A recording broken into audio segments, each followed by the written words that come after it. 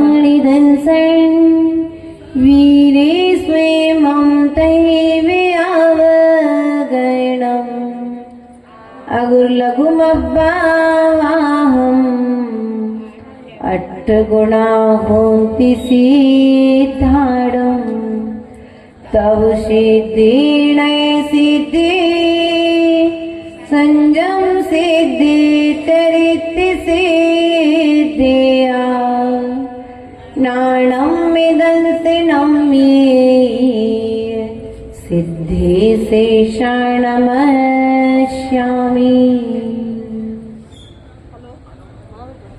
मैं क्या चाहूँ नाथियापि से कहाँ समाधि हो, जहाँ हमारे गुरु विराजे वहाँ समाधि हो। पार्श्वनाथी का शम विशरणि थल नैनागिरि जी हो, मेरा अंतिम मरण समाधि तेरे तेरी छत्र छाया भगवत मेरे सिर पर हो, मेरा अंतिम मरण समाधि तेरे। बोले अनंतानंत सिद्ध परमेष्ठी भगवान की, देवादिदेव आदिनाथ भगवान की, देवादिदेव मूलनायक पारसनाथ भगवान की, शासनायक वर्धमान स्वामी की, आचार्य भगवंत विराट सागर जी विशुद्ध सागर जी महाराज जी की, मम दीक्षा शिक्षा दाता 108 विभव सागर जी महाराज जी की, सिद्ध चक्र महामंडल विधान की। बोलो जिनवाणी पुत्री आरिका माँ सिद्ध श्री माता जी की, वंदनीय आरिका संघ की। प्रिय बंधुओं, भाव भव की यात्रा को रोकने वाले होते हैं। हमारे परिणाम पर्यायों का निर्वाण भी करते हैं और हमारे परिणाम पर्यायों का घात भी करते हैं। एक समय की बात है, दो भाई एक घर में एक मां के गर्भ से जन्मे, लेकिन कर्म का उदय कुछ ऐसा आया कि जो संपन्नता थी वह कुछ विघटित हुई, लेकिन मां के संस्कार धर्म के थे। तो धर्म छोड़ना नहीं है और घर का पालन भी करना है। तो दोनों भाइयों ने विचार किया कि घर का खर्च चल जाए और मंदिर में अभिषेक भी हो जाए, पूजन भी हो जाए, तो क्या किया जाए? एक काम करते हैं, एक दिन पूजन तुम करना, एक दिन बाजार मैं चला जाऊंगा। दोनों के बीच में इस तरह की व्यवस्था बन गई। अब यह क्रम काफी दिनों तक चलता रहा, लेकिन जो बाजार जाता वह बाजार में बैठकर के यह विचार करता कि काश मैं जिनालय में होता तो अभी इस समय जिनेंद्र भगवान का अभिषेक करता। और एक जो बाजार में जाता, जो मंदिर में आता, वह विचार करता मैं बाजार में होता अभी तक नाश्ता पानी करके फ्री। इसी तरह की कुछ स्थिति आप लोगों की भी, हमारी नहीं है ना, आप लोगों की भी है ना, कि जब धार्मिक अनुष्ठान होते हैं, हम मंदिर में होते हुए भी कर्म की निर्जरा, क्योंकि हमारे भाव मंदिर में नहीं लगते, हमारे भाव मंदिर से बाहर पर वस्तुओं में चले जाते हैं। प्रिय बंधुओं, हमें स्वयं विचार करना है, संसार से हमें स्वयं छूटना है, तो अपने प्रत्येक समय को, अपने प्रत्येक क्षण को जैसे आती जाती श्वासों का हम अनुभव कर सकते हैं, उसी प्रकार से अपनी प्रत्येक श्वास को हमें भी कथाओं में नहीं लगाना है। अच्छी कथा, सुकथा अर्थात सतियों की कथा सुनने में लगाना है। हमें अपने जीवन को तीर्थंकरों के, महापुरुषों की कहानी को सुनने में लगाना है, ना कि बी कथाओं में लगाकर के अपने जीवन को बर्बाद करना है। प्रिय बंधुओं, हम ज्ञानावर्णी कर्म से बड़े परेशान हैं, हो कि नहीं हो? बच्चे को याद नहीं हो रहा, माता जी क्या करें?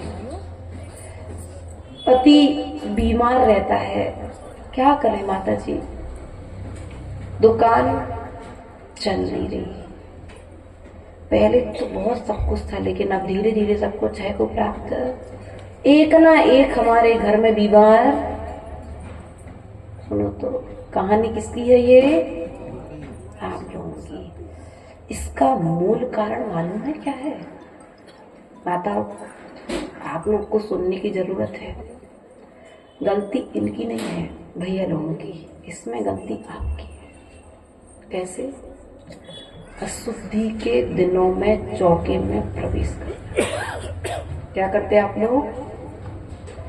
अशुद्धि के दिनों में चौके में, अशुद्धि के दिनों में भोजन बनाना, अर्थात ध्यान रखना, तुम्हारी बुद्धि भ्रष्ट कर देंगे ये संस्कार।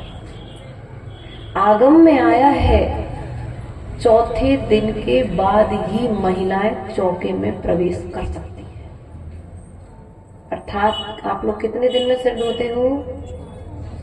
हमसे अलग अलग पूछने आ रहे थे सब लोग, इसलिए हमने कहा सामूहिक रूप से बता देंगे आपको। आपकी समस्याओं का निवारण आपके पास में है।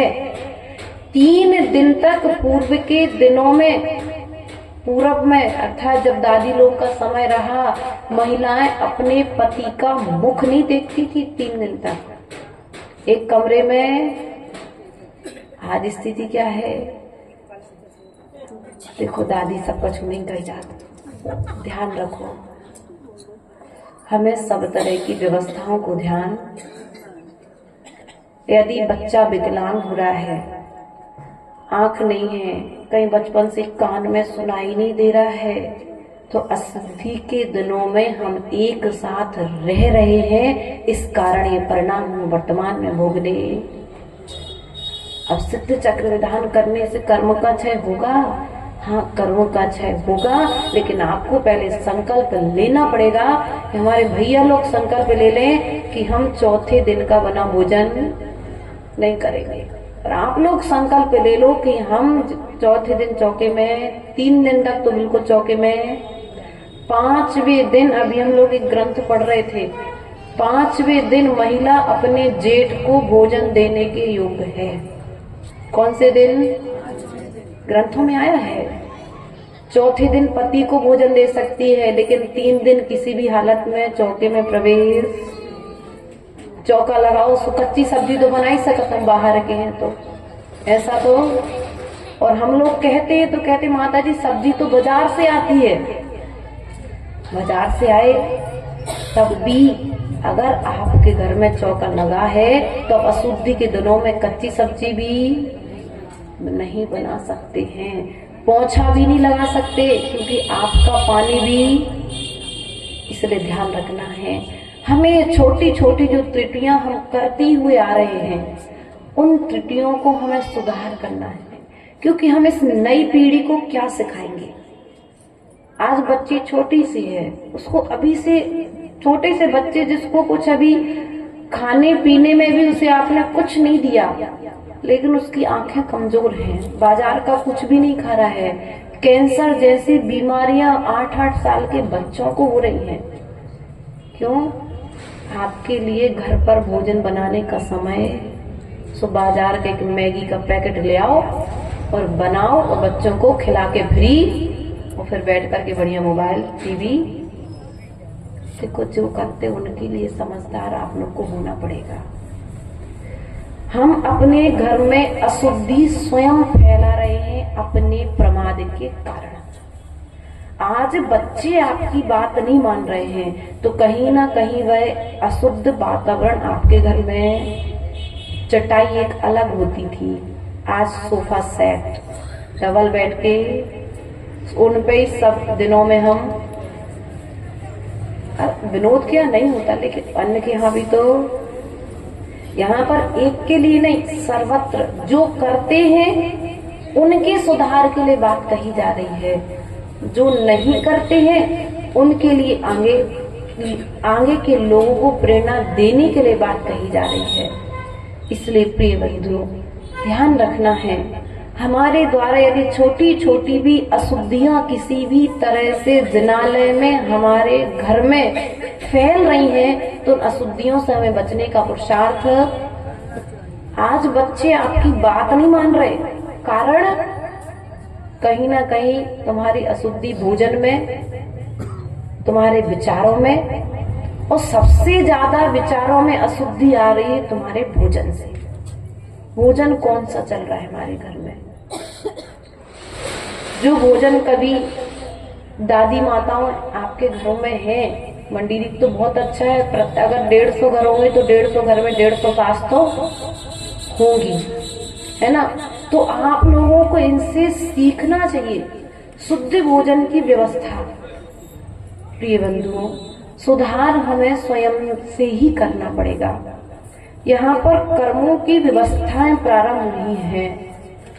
8 कर्म, अर्थात आज हमने दर्शनावर्णी, ज्ञानावर्णी, मोहिनी, अंतराय, नाम, गोत्र, वेदनी आदि कर्मों के माध्यम से हमने व्यवस्थाओं को समझा है। अर्थात दर्शनावर्णी कर्म तुम्हारे दर्शन में आवरण डालता है। अब तुम्हारी आंखें धीरे धीरे, अब आप यहाँ पर आए, पीछे वालों को सबको भगवान दिख रहे थे और आप आकर के सामने में खड़े हो गए। पीछे वाले को भगवान दिखना कोई बात नहीं, आज तुम पैसे देकर के इंद्र बने हो ना, सो आगे खड़े होकर कर लो पूजन। समझना, जो इंद्र है वो किसी पर्सनल पर नहीं कह रहा है, अपने ऊपर मत लेना। लेकिन यदि तुम्हारी वजह से दूसरे को अंतराय हो रहा है, उसका कर्म का बंध किसको हो रहा है? बोलो तो, भोगना किसको पड़ेगा? अब हमें भगवान नहीं दिखाई देता अंतिम समय में। चाहत तो है रोज मंदिर जाए, लेकिन भगवान अब समय के पहले आंखों की रोशनी। इसका कारण अशुद्धि के दिनों में भोजन, आज समय में चश्मा लग रहे आदि आदि सब आप लोग क्या क्या उपक्रम कर रहे हो, आप लोग महिलाएं सब जानते हो। इसलिए इन व्यवस्थाओं से बचने की आवश्यकता आपको स्वयं है। इसके पश्चात में ज्ञानावर्णी कर्म आता है हमारे बीच में। ज्ञानावर्णी कर्म हमारे ज्ञान पर आवरण डाले हुए हैं, अर्थात जिनवाणी की विनय नहीं करना, गुरुओं की विनय नहीं करना।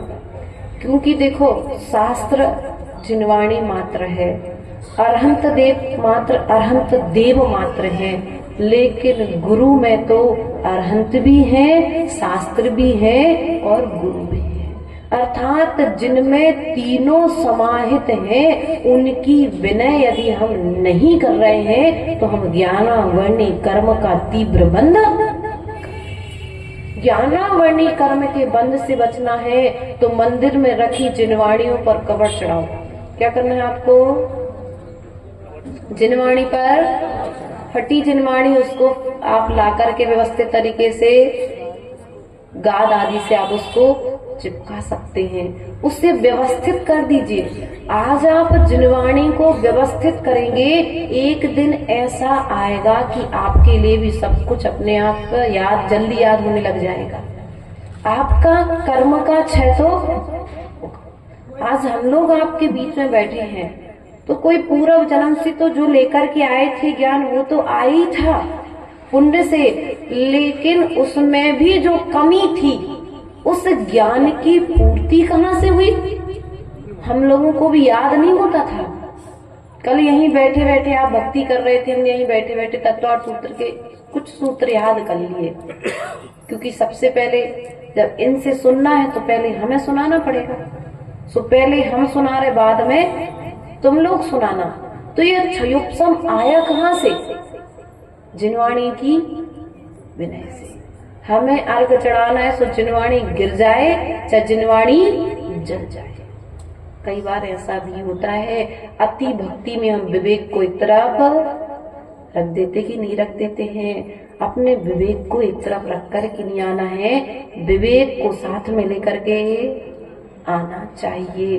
पूर्ण विनय के साथ में जितनी अधिक आप जिनवाणी की विनय करेंगे उतना आपका ज्ञानावर्णी कर्म का क्षय होगा। जिनवाणी में इतनी ताकत है कि वह जिनवाणी की विनय आपको केवल ज्ञान देने में सार्थक है। इसलिए जितनी बन सके, ये मत सोचो भैया प्रमोद जी, ये मत सोचो कि इतनी सारी जिनवाणियां कोई विनय नहीं करता है अब नहीं छपना चाहिए। नहीं, जितनी जिनवाणियां जलाई जा चुकी है ना उसके एक अंश भी जिनवाणियां हम छपवा नहीं पाए। मदुरई, कर्नाटक, तमिलनाडु साइड अपने जैन ग्रंथों की ईर्षावश होलियां जलाई गई।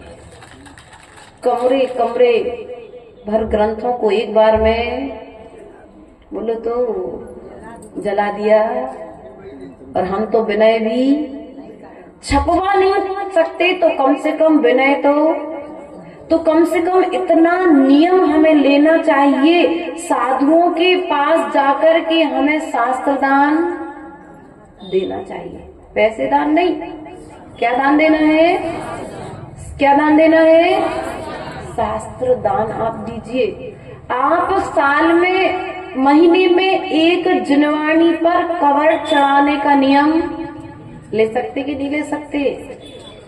एक शास्त्र दान करने वाला कोंडेस ग्वाला, जो वर्तमान में कुंद आचार्य के नाम से जाना जाता है, एक शास्त्र दान के प्रभाव से वह आचार्य कुंद बन गया। तो हम जब शास्त्रों की विनय करेंगे तो विनय के प्रभाव से हम भी एक दिन कुंद आचार्य जैसा हमारा ज्ञान भी हो जाएगा। इसलिए प्रिय बंधु, प्रयास और पुरुषार्थ करो। हम सुख चाहते हैं। क्या चाहते हो आप लोग? बोलो तो, जितनी जोर से बोलो उतनी जल्दी मिलेगा। क्या चाहते हो? क्या चाहते हो? दुख सुख चाहते कि दुख? सुख चाहते हो तो आचार्य भगवान यहाँ पर कहते हैं कि जो हमारा मोहिनी कर्म है, कौन सा कर्म है प्रमोद जी? मोहिनी कर्म के क्षय से अनंत सुख प्रकट होता है। कौन सा सुख प्रकट होता है? अनंत सुख प्रकट होता है। तो मोहिनी कर्म के दो संतान है, कौन सी? राग और द्वेष। और हमने राग द्वेष को पकड़ करके छोड़ने का बिल्कुल संकल्प, हम सब कुछ छोड़ देंगे लेकिन राग द्वेष, विजय दादा जी, हम राग द्वेष, आप तो नहीं लगा रहे अवधि ज्ञान, नहीं, हमें ऐसा लगा। ध्यान रखना, जब तक हम राग द्वेष नहीं छोड़ेंगे तब तक हमारे लिए सुख की प्राप्ति होने वाली। किसी भी रूप में छोड़ो लेकिन राग तो छोड़ना। अब उसमें भी राग के दो प्रकार का राग, एक प्रशस्त राग और दूसरा अप्रशस्त राग। अर्थात प्रशस्त राग देव, शास्त्र और गुरु, देव, शास्त्र और गुरु से। प्रशस्त राग जो हमारे पुण्य को बढ़ाने वाला है। और जो अप्रशस्त राग है, वो अप्रशस्त राग वाले व्यक्ति की स्थिति क्या होगी? मैं और मेरा, मैं और बस मैं ही जुड़ करके रहूं, कोई दूसरा इनसे, मेरे से ही बात करे, किसी दूसरे से बात ना करे। मेरा ही अधिकार है, दूसरे का अधिकार अप्रशस्त की श्रेणी में। और जहां पर मैं आया वहीं पर कर्म का बंध होना प्रारंभ हो जाएगा। इसलिए प्रिय बंधुओं, अब यहाँ पर आपने मोहिनी कर्म से अनंत सुख चाहिए है, तो आप एक प्रश्न का उत्तर देंगे, सुख देने से पुण्य होता है कि दुख देने से पाप होता है? सब ऐसे शांत हो गए, सूजी गिरे तो आवाज आ रहा है। सुख देने से पुण्य होता है कि दुख देने से पुण्य होता है? सुख देने से। रानू की बहन जी बताओ क्या होता है? हाँ, खड़ी हो जाओ, चलो अब तो मैं दिलाने लगा बेटा का। हाँ, सुख देने से क्या होता है? पुण्य मिलेगा। दुख देने से पाप मिलेगा। बिल्कुल अपनी बात पर डिग रहना है, पलटना नहीं अपनी। सुख देने से क्या होता है और दुख देने से पाप मिलता है। अच्छी बात है। प्रमोद जी घर से आए, थोड़ा सा लेट उठने में कर रहे थे, थोड़ा सा श्रीमती जी ने जगा दिया, सो प्रमोद जी को अब बताओ, नहीं गुस्सा तो आया, वो ठीक था, लेकिन जब इनने जगाया इतनी ठंडी में, उनको नहा धो करके धोती दुपट्टा पहन करके वो रजाई त्याग करके आना पड़ा, उस समय तो इन्हें दुख, तो पाप किसको लगना चाहिए? सौधर्म निर्णय को पाप लगना चाहिए। क्यों? अरे तो उन्हें तो दुख हुआ ना, तो पलट गए ना। ऐसे ही मंडी थी बाले तत्काल अपनी बात से। अब भी इन्होंने कहा था दुख देने से क्या होता है? बोलो तो क्या होता है? अब तुमने जा नहीं कही थी, बैठ जाओ। क्या होता है दुख देने से? बोलो तो दुख देने से, दुख देने से। देखो तुम पहले से फंसी फंसाए, हम का फंसाए तुम्हारे। दुख देने से क्या होता है? दुख देने से आपने दुख दिया ना अपने पति को, तो पाप हुआ कि नहीं हुआ? एक डॉक्टर ने, सुनो, एक डॉक्टर ने मरीज के शरीर पर फोड़ा हो रहा था, उस फोड़े का ऑपरेशन किया। तो ऑपरेशन करते समय मरीज को बहुत ज्यादा तकलीफ हो रही थी, तो डॉक्टर को सबसे ज्यादा पाप लगना चाहिए ना। क्यों? वो तो मरीज को दुख दे रहा है ना ऑपरेशन करते समय।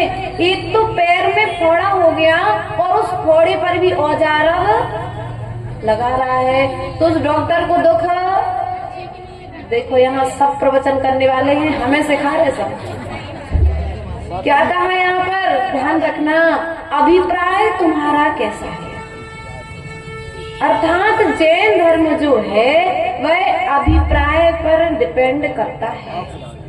अगर तुम्हारे भावों में खोट है तो तुम्हें पाप का बंध, और तुम्हारे भावों में खोट नहीं है तो फिर तुम्हें पुण्य का बंध। डॉक्टर के मन में दुख देने का भाव नहीं है, उसी प्रकार से जो हमारे आचार्य भगवंत यहाँ पर कह रहे हैं, उनका आपको दुख देने का भाव नहीं है। उनका भाव तो ये है कि तुम उनके भीतर में छिपे हुए, जैसे बतीसे में रखी हुई दवाई थोड़ी सी कड़वी होती है, लेकिन बतीसे के माध्यम से वह अंदर जाकर के तुम्हारे रोग को ठीक कर देती है। उसी प्रकार से वर्तमान पंचम काल में अभी तुम मोह के त्याग के संस्कार बना लो। आज यदि त्याग करने के संस्कार बनाओगे तो कल अनंत सुख को प्राप्त कर लोगे। अनंत सुख तो चाहिए, अनंत चाहिए कि थोड़ा सा चाहिए? चाहिए है ना प्रिय बंधुओं। इसलिए अनंत सुख की यात्रा हमारे मोह के त्याग से प्रारंभ होगी। उसके पश्चात में गोत्र कर्म। कौन सा कर्म? गोत्र कर्म के क्षय से अगुरु लघु गुण प्रकट होता है। आप उच्च गोत्र में हो, इस बात का अहंकार मत करना। किसी नीचे गोत्र वाले को देख करके उसका अपमान मत करना। उच्च में हो तो अहंकार मत करना, और नीचे गोत्र वाले का अपमान मत करना। यदि आप ऐसा करते हो तो आचार्य भगवान कहते हैं आज उच्च में हो, कल नीचे गोत्र में जाने की तैयारी। दूसरा, हरिवंश पुराण में आचार्य भगवंत ने कहा है कि जो दूसरों की निंदा करता है, क्या करता है? बोलो तो। बुराई समझ में आ गई ना? जो अच्छे बिल्कुल काना फूसी करके बिल्कुल बैठ के हम इतना बैठे बैठे भी कर लेते, नहीं कर लेते नक्सो तो मजा। दूसरे की बुराई करे में आनंद आता कि नहीं आता? आचार्य भगवान कहते हैं हरिवंश पुराण में कि जो दूसरे की निंदा करता है वह नीच गोत्र का वध करता है। क्या करता है? वह जाना है नीच गोत्र में, तो बुराई करने का त्याग किसकी? देव शास्त्र गुरु की बुराई तो करनी नहीं है, लेकिन अपने साधर्म की भी बुराई। आचार्य गुरुदेव ने क्या लिखा? समाधि भक्ति आप लोग रोज पढ़ते हो ना? यहाँ पर रोज पढ़ते हैं लोग समाधि भक्ति। क्या बोलते हैं आप लोग? परिनिंदा ना मुख से निकले, मधुर वचन बोलो, हृदय तराजू पर हितकारी, संभाषण तोलो, आत्म तत्व की रही भावना, भाव विमल कर दो, मेरा अंतिम तेरे दर पर हो।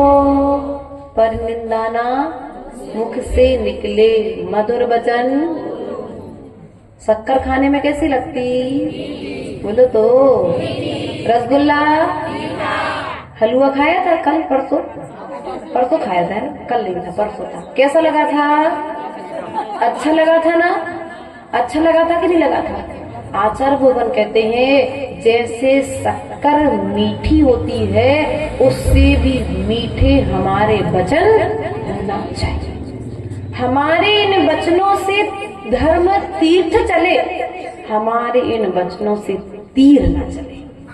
मुख से तीर्थंकर भगवान ने जब बोला तो समोसण लगाओ, धर्म तीर्थ चल गया। और हम जब बोलते हैं तो धर्म तीर्थ का विध्वंस नाश कर देते हैं। हाँ, अपने अहंकार के बल पर। बुरी लग जाए तो क्षमा कर देना, लेकिन मंदिर में आते हैं और अपने अहंकार की पुष्टि के लिए मंदिर में आकर के लड़ाई झगड़ा मारा पीटी ये सब कुछ। अब हमसे आके कहते माता जी हमारा बेटा पूजा नहीं करता है, हमारा बेटा मंदिर नहीं जाता है। गया तो था पर्युषण पर्व में, क्या दिखाया आप लोगों ने उसे। अब वो कहेगा भैया ई से अच्छे तुम अपने घरे मंदिर में इतनी कसाएं होते ही सच्चे हम बिना दर्शन के खा लेंगे, लेकिन हम मंदिर जाके जो लड़ाई झगड़ा देखना पसंद। बोलना माताओं, आपकी थाली से दूसरे ने चावल उठा लिए तो कहे घर पे कमी पड़ गई थी, तुमने 4 ताने। अब बताओ, तुम उच्च गोत्र चाहते हो, अपने अहंकार में दूसरे को नीचा दिखा रहे हो, मिलेगा क्या? आज मिला है, भूल करके मत सोचना अंगली में मिलेगा। इसलिए इन स्थानों पर देव शास्त्र गुरु तीर्थ क्षेत्र, इन स्थानों पर आते ही अपने अहंकार को त्याग कर देना। रावण भले ही सोने की लंका का लंकापति था, सोने की लंका थी, लेकिन वह जब शांतिनाथ भगवान की भक्ति करने के लिए बैठा तो भक्ति में विघ्न न आए, सो मंदोदरी ने पैर की नस काट कर उस वीणा में लगा दी, भक्ति को रोका। मंदोदरी और रावण का ऐसा प्रमाण, 2 प्रमाण आए हैं, है ना विचार। मंदोदरी का भी ऐसा प्रमाण आया है और रावण का भी प्रमाण आया है, क्योंकि ग्रंथों में कहीं कहीं पर भेद, लिखने वालों में थोड़ा बहुत उतार चढ़ाव कहीं कहीं पर विचार करना है। हाँ, अतिशयोक्ति नहीं है। देखो, अब रवि सेनाचार्य ने कहा है तो शंका करने का अधिकार तो हमें नहीं है, और जो रविशरण आचार्य ने कहा है वो निश्चित आचार्य धर्षण ने कहा होगा, जो आचार्य धर्षण ने कहा है वह निश्चित गौतम गणधर स्वामी ने कहा होगा, और जो गणधर गौतम स्वामी ने कहा है वह निश्चित भगवान महावीर स्वामी के समुचरण से निकला होगा। इसमें कोई अतिशयोक्ति नहीं। वैसे भक्ति करो। हम अहंकार के क्षेत्र में तो रावण को जानते हैं, लेकिन भक्ति के क्षेत्र में रावण को है, अरे तुम ही जाना सब कुछ, बाकी को नहीं जाना। मेरी माता, ध्यान रखना है प्रिय बंधुओं, हम कर्म का बंध करने के लिए, हाँ, चश्मा के अंदर से सब देख ले, लेकिन इनको कोई नहीं देख पा रहा, कि काली लगाए ना कि जे कौन को देख रही जा, कोई को पता नहीं पड़ रही। ध्यान रखना है, ऐसे ही हमारी स्थिति है। हम सबको देख रहे हैं, लेकिन हमें कौन कौन देख रहा है ये हमें पता पड़ रहा है क्या? नहीं पड़ रहा है। इसलिए प्रिय बंधुओं, जब जिनालय में आओ, गुरुओं के चरणों में आओ, शास्त्र सभा में विराजमान हो, है ना, तो क्या करना है? अहंकार का क्या करना है? लड़ाई झगड़े का, कसाय का खूब करना है। क्या करोगे? जैसे आप चौके में, प्रमोद जी, माताओं, जब आप चौके में प्रवेश करते हो, पहाड़िया जी, चौका लगा था, पड़गान किया था, कैसे किया था? पूरा मन शुद्धि, वचन शुद्धि, काय शुद्धि, आहार जल भोजनशाला में। हाँ, उसी प्रकार से जब जिनालय में प्रवेश करो तो मन शुद्धि, वचन शुद्धि, काय शुद्धि। अब मैं सभी प्रकार के परिग्रह का, अर्थात कसाय भी परिग्रह है। क्या है कसाय? परिग्रह है। अब मैं क्रोध, मान, माया, लोभ का त्याग करके जिनेंद्र भगवान की पूजा करना प्रारंभ। जब आप ऐसा बोलोगे तो आपके अंदर कुछ तो शुद्धि, कपड़े अकेले पहनने से शुद्धि बनने वाली नहीं है। सोले के कपड़े पहन लिए और हमने फिर दूसरे को नीचा दिखाना। आचार्य भगवान कहते हैं, सोले के कपड़े तो एक बार छिप जाएंगे, दोबारा पहन लोगे, लेकिन एक बार तुमने अशुद्ध कपड़े के बाद होने के बाद तुमने जो दूसरे के ऊपर चिल्ला गए, परिणाम खराब किए हैं, उस क्रोध के समय तुमने जो कर्म का बंध किया है उसे भोगना, वो कर्म छुड़ाना किसको पड़ेगा? फिर तुमको ही छुड़ाना पड़ेगा। इसलिए कसाय करने से बचना। किससे बचना है? कैसे भी बचो। जैसे तुम रास्ते में, भैया लिखा रहता है टेढ़ा मेढ़ा रास्ता है। रास्ता कैसा है? टेढ़ा मेढ़ा रास्ता है। वो गाड़ी चला करके आपको, अर्पित भैया, रास्ता टेढ़ा मेढ़ा है, गाड़ी चला करके आपको जाना है, कैसे जाओगे? संभल करके जाते हो। उसी प्रकार से इस संसार में कसाय करने वाले हैं। उन कसाय करने वालों के बीच में तुम्हें निष्कसाई होकर के सिद्ध अवस्था को प्राप्त करना है। जब सुधा सागर महाराज जी से मिले जुलाई में, 28 जुलाई लगभग दर्शन हम लोगों को हुआ और पहुंचे तो महाराज जी से हमने पूछा, महाराज भगवान पंचम काल में विकल्प बहुत है और साधना संबंधित विकल्प नहीं है, श्रावक संबंधित विकल्प बहुत है। क्योंकि अपन उत्कृष्ट चर्या कहीं कहीं पर पालना चाहते हैं, लेकिन श्रावक उसमें प्रमाद कराना चाहते हैं। अपने निमित्त से साधु के कमरे में आके पंखा चालू करना, माता जी को ना आपके लाने चला रहे, हम अपने लाने चला रहे, आपके लाने थोड़ी ना खुआ रहे, हमने तो तनक कर वो तो गैस चालू। अब इन विकल्पों से बचने का उपाय क्या है? तो महाराज ने कहा था कि देखो कांटे तो पूरे रास्ते में है। क्या कहा उन्होंने? कांटे तो पूरे, सुई लेके तुम अपने साथ में चलो। सुई कौन सी? सूत्र। ये हमारे जो जिनवाणी के सूत्र हैं, उन सूत्रों को तो अपने साथ में लेकर के चलो। जहां पर तुम्हें विकल्प उत्पन्न हो तत्काल उस विकल्प को सूझी से हटा दो। अर्थात तुम्हें अपनी सुरक्षा स्वयं, अरे उनने कसाय दिला दी भैया, को ने कसाय नहीं दिलाई, तुम्हारा कर्म का उदय आया था सो तुम्हारा वह परिणाम उछाल मार गया उस समय, लेकिन अब तुम्हें उससे बचना है। वेदनी कर्म, साता वेदनी और असाता कर्म। कितने वेदनी कर्म के कितने भेद? कितने भेद है बेटा सभाश्री? साता और असाता।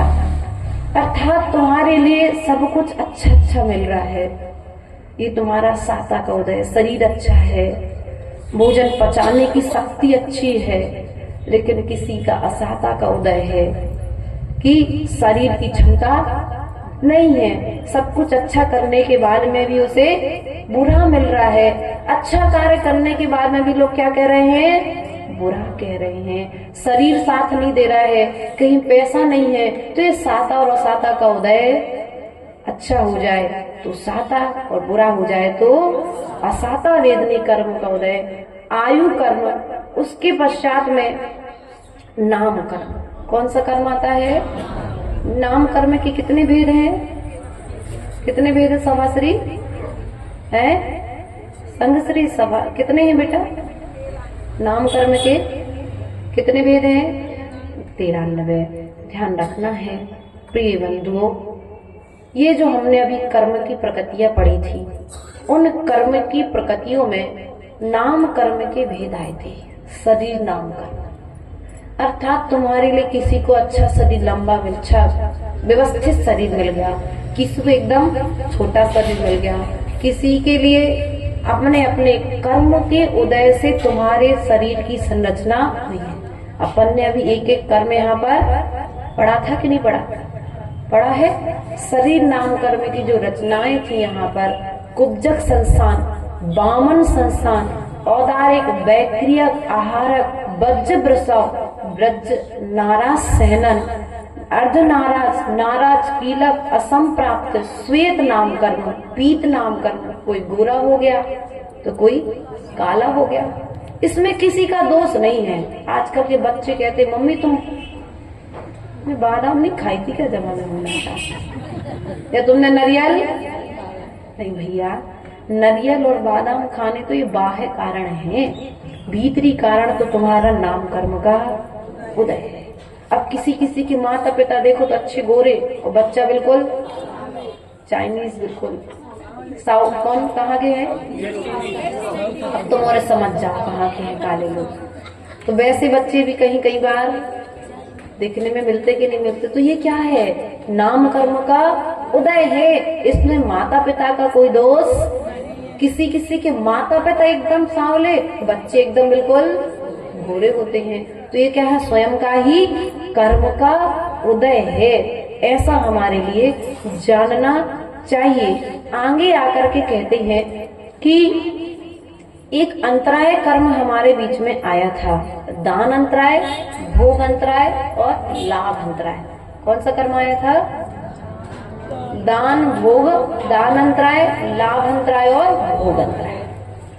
दान अंतराय, कोई शास्त्र दान देना चाहता था लेकिन मंच छोटी थी, मंच ताली बजाने वाले कम थे, हमने दान, अरे भैया इतने दान नहीं दे रहे। जहां थोड़ी भीड़ दिखेगी, जहां हमारे अहंकार की, बोलो तो जहां पर हमारा सम्मान थोड़ी, ये छोटी मंच, यहाँ पे कहाँ दान, थोड़ा और बड़ा मंच होगा वहां पर हम दान। अनु भैया ऐसे लोग आपको, आप जाके पूछते होगे भैया बोली ले लो, आदमी का अबे नहीं ले रहा है, काहे? हाँ माता जी करेंगे तो मंडी दीप की हम बता रहे कह रही हैं इतने वाले सोचते थोड़ी सी भीड़ इकट्ठी हो जाए उसके बाद हमने जेब, देखो ऐसा नहीं है। माता जी सब खोल रहे हैं अपनी अपनी जीव, जिसकी जितनी शक्ति थी सबने अपनी शक्ति के अनुसार दान दे दिया है। इसलिए एक बार अपने सम्मान में स्वयं तालियां बजाओ, है ना। प्रिय बंधुओं ध्यान रखना है, लेकिन कभी किसी को किसी भी क्षेत्र में, किसी भी क्षेत्र में, ओ कौन सी इंद्राणी हो तुम, मुझे तीन अयन को 3 कांटे में बैठा देते।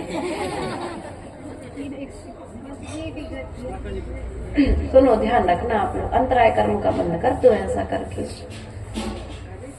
किसी भी क्षेत्र में, चाहे आहार दान का क्षेत्र हो, चाहे औषधि दान का क्षेत्र हो, चाहे जिनालय, आचार्य भगवंत कुंद कुंद स्वामी ने रयण सार ग्रंथ में दान के क्षेत्र बताए हैं। कितने बताए हैं दान के क्षेत्र? 7। कितने स्थान बताए हैं?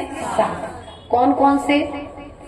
जिनालय में जहाँ पर मंदिर निर्माण हो रहे हैं, जहाँ पर मंदिरों का जीर्णोद्धार हो रहा है, जहाँ पर प्रतिमाएं विराजमान की जा रही हैं, जहाँ पर पंचकल्याण महोत्सव हो रहे हैं, शास्त्र दान में, औषधि दान में और साधुओं की वैयावृत्ति में। इनके अलावा यदि हम अन्य क्षेत्रों में दान देते हैं तो आचार्य भगवान कहते हैं कि जैसे बंजर भूमि में बोया गया बीज, बंजर भूमि में बोया गया बीज कोई फल को नहीं देता है, उसी प्रकार से अन्य क्षेत्र में दिया गया दान भी तुम्हारे लोग कोई फल को देने वाला नहीं है।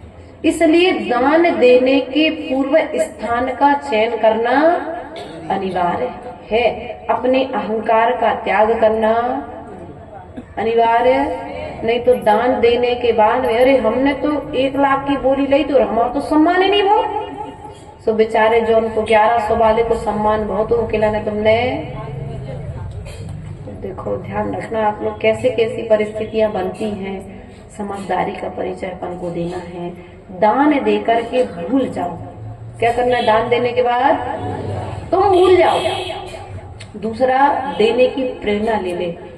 आज जो दान दे पा रहा है उसने पूर्व में कोई पुण्य किया है, इसलिए उसके घर में धन आया है।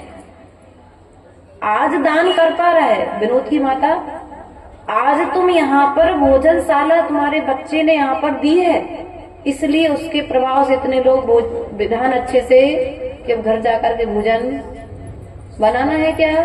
नहीं बनाना पड़ेगा, क्योंकि हम विधान में यहाँ पर हमारी व्यवस्था। तो ध्यान रखना, पूर्व में कोई पुण्य किया था, साधुओं को आहार दान दिया था, तो आज तुम्हारा इतना पुण्य आया कि तुम पूरी समाज को भोजन करा पा रहे हो। कल ऐसा भी पुण्य आएगा कि तुम्हारे लिए स्वर्गों में भोजन के लिए भी व्यवस्थाएं फिर बनाई जाएंगी, अर्थात वहां पर देवों के लिए तो अमृत, एक बार भावना करते और अमृत, एक ऐसी व्यवस्था भी होगी, एक दिन ऐसा भी आएगा कि तुम्हें इस भोजन को फिर ग्रहण ही नहीं करना पड़ेगा, वह भोजन की व्यवस्था भी छूट जाएगी। क्योंकि क्षुधा रोग के नाश के लिए हम क्या करते हैं? नैवेद्यम निर्वपामिति, लेकिन घर जाके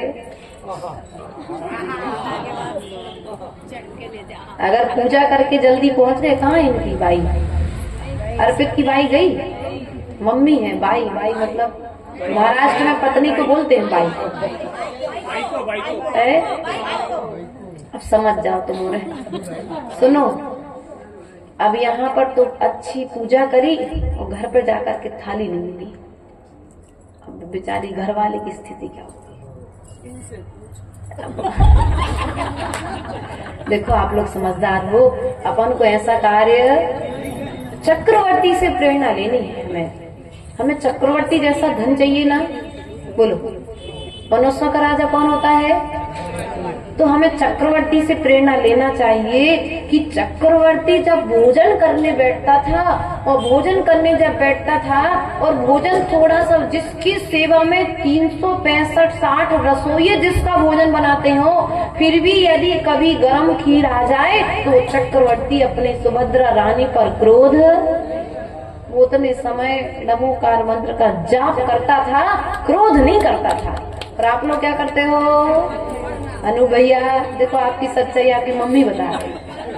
हमें तो देखो को के घर की कछू पता ही नहीं है, लेकिन आप अपनी अपनी जो कुछ कराते तो सुधार कर लेना कि हमें चक्रवर्ती से प्रेरणा लेनी है। प्रमोद जी, भोजन लेट हो गया, उतने समय जाप कर लो। क्रोध करने से कर्म बनेंगे और जाप करने से कर्म कटेंगे। इसलिए प्रिय बंधुओं, विचार करना है। उसके पश्चात में हाँ प्रिय बंधुओं, हमें स्वयं ही विचार करना है। कर्म का बंध नहीं करना है। इस प्रकार से हम दान अंतराय में अंतराय डालते हैं। कोई दान देता है तो उसे रोक लेते हैं, और इसलिए हम दूसरे को अंतराय डालते हैं, तो हमारे भोगने में भी अंतराय आता है कि नहीं आता है? अब अच्छे 56 भोग बने हैं घर में, लेकिन सेठ जी को हो गई डायबिटीज। सेठ जी को क्या हो गई? डायबिटीज हो गई। बेचारे को बीपी की परेशानी हो गई। अब क्या है, जो रिश्तेदार आएंगे सुबह भोगेंगे और तुम बड़ी आराम से मुँह देखोगे सबके, भैया हमें शुगर तो है, सबको बताओगे हमें शुगर ही से नहीं खा पा रहे हैं। इसे भैया कोई को अंतराय, आज भोजन में भी अंतराय किसी को नहीं डालना। प्रिय बंधु, उसके पश्चात पे बहुत सारी चीजें हैं अपने भोग और उपभोग के अंतर्गत। उसके पश्चात में वीर अंतराय कर्म आता है। श्रेष्ठ कार्य नर करना चाहे, शक्तिहीन लख करना पावे। आज शक्ति है, शरीर अच्छा चल रहा है, सो क्या कहते, अरे यार भोग लाए, पर बुढ़ापे में तो कहूँ घूमे फिर मिलना ही नहीं है। अबे हमारे अच्छे दिन अबे है, सो सब कछु कर लें। लेकिन ध्यान रखना, आज शरीर अच्छा चल रहा है, सो तुम त्याग के संस्कार बना लो। भोग के संस्कार तो हमने अनादिकाल से बनाए हैं। जिन वस्तुओं को हम आज भोग रहे हैं, वे वस्तुएं हमने अनादिकाल से भोगी हैं। वैराग्य अगर तुम्हें लाना है तो मल्लिनाथ भगवान से को प्रेरणा बना करके वैराग्य लाओ। हमारे वैराग्य के लिए नेमिनाथ भगवान का जीवन एक प्रेरणा स्रोत है। और यदि इनको भी नहीं मानो तो कम से कम जो 19 तीर्थंकर गृहस्थ जीवन को त्याग करके मोक्ष मार्ग पर बढ़े हैं, तो कम से कम हम उनकी बात को मान करके तो त्याग के संस्कार बनाना आज से प्रारंभ। भोग की उम्र कौन सी है बताओ प्रमोद भैया? भोग की कोई एक उम्र, योग की कोई एक उम्र है?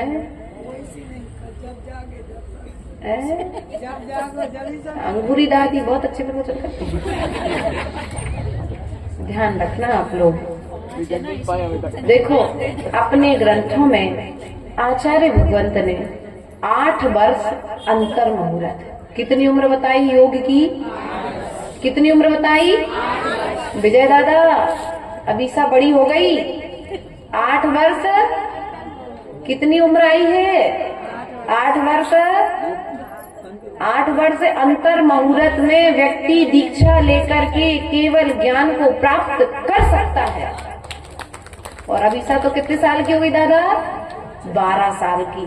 वो कहती हमें दीक्षा लेना, दादा कहते अभी उम्र छोटी है। हम तो उसको अभी बच्ची तो भी छोटी है एक दादा के हिसाब से, लेकिन आगम के हिसाब से दीक्षा लेने की उम्र कितनी है? केवल ज्ञान प्राप्त करने की उम्र कितनी है? 8 वर्ष। विवाह की उम्र कितनी है? बोलो तो सरकारी तो चालू हो गई, लेकिन पूर्व में 18 वर्ष आप कह रहे, लेकिन उसके पूर्व में आगम की व्यवस्था जो थी कि जैसे ही पहली माहवारी प्रारंभ होती थी, माता पिता बच्ची के वर देखना प्रारंभ कर देते थे। अब देखो ज्यादा नहीं कही जा, तुमने बूढ़ी दादी हरे सब कुछ को ध्यान रखना है, अपनी पदों की मर्यादाओं का आप लोग ध्यान रखिएगा। ध्यान रखना है कि हर चीज की मर्यादाएं बताई गई हैं, लेकिन हमने उन मर्यादाओं का उल्लंघन किया है, इसलिए हमारे लिए उसके दुष्प्रभाव भोगने पड़ रहे हैं। इसलिए दुष्प्रभाव से बचना है तो जिस समय पर जो कार्य करना है उस कार्य को करना हम प्रारंभ करेंगे तो इन 8 कर्मों के बंध से हम बचेंगे और कर्मों से रहित होकर के हम सिद्ध अवस्था को प्राप्त करेंगे।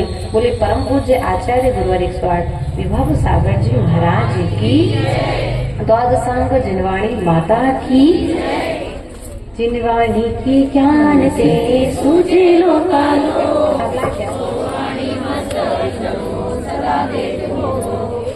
जिनवाणी भारती मातो हिज दिन रे, जो तेरो शरणा गए सो पावे सुख चैन। देव बजो अरिहंत को गुरु सेवा निर्गम, दया धर्म पालो सदा। धर्म करत संसार सुख, धर्म करत निर्वाण, धर्म पंथ साधे बिना।